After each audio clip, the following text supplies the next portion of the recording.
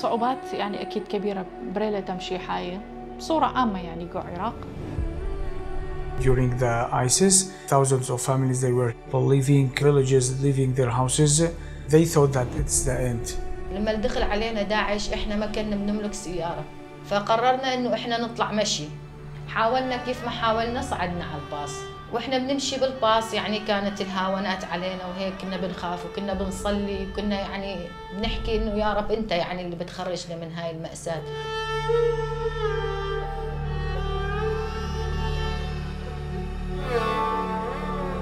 فأي معاناة ديا كبيرة ويوا بصر 2003 معاناة ديا أكيد دويوا كحالة كل سورية استهداف على الهوية. We started losing our hope because it was suddenly happened this and we didn't have time. وخاصة إنه أنا خامن ناشخ صيري أخوني جو بغداد بشل طيلة جو عمل إرهابي بس لكوني حمشي حياة. I think it's important that we try to help the Christians be able to be interdependent on one another because there may be some problems fitting back into the way things used to be. But it is their homeland. It is an area that has always had a large presence of Christians. واللي بي أذن حكمة من ديانة مساعدة نمشي حياة أخذت هوابة مستقري وأوضخ إذلال الصعوبات بيدي طالا.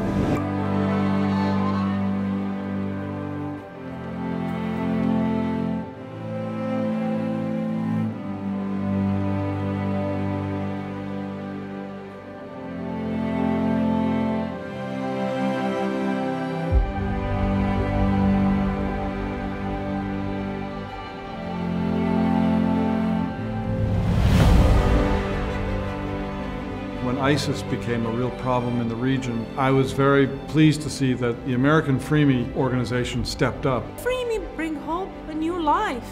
We try to support the Christian, but they're still there. It's hard life. I pray for them every day. We've helped rebuild 11 or 12 small businesses, wheat factories, bakeries, fish hatcheries, greenhouses to grow vegetables, chicken farms. 2 or 3 chicken farms have been built. It took a lot of time, it took a lot of work, many nights thinking about how to help the people. But all this is from God, and God will recompense us if we love our villages, if we love our history. We started showing to other people, to other families, that here is safety.